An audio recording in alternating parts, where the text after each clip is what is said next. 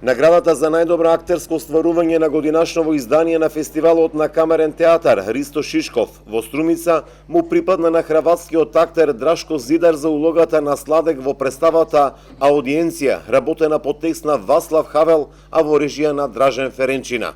Според жирито, конкуренцијата за наградата била голема, но Зидар улогата ја одиграл мајсторски на сцена, приближно до она што бил Ристо Шишков како актер низ македонските театри, зашто Зидар го освои златниот медаљон со ликот на патронот на фестивалот и парична награда од 1500 евра.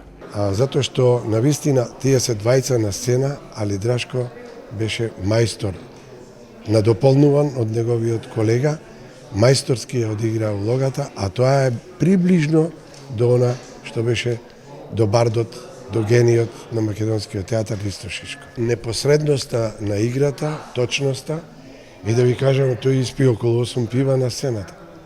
Тоа е тешка задача да пиете, а вистинско пиво е, нема како ние што пиеме чаеви, тоа. Се шегувам. Навистина, он одигра перфектно.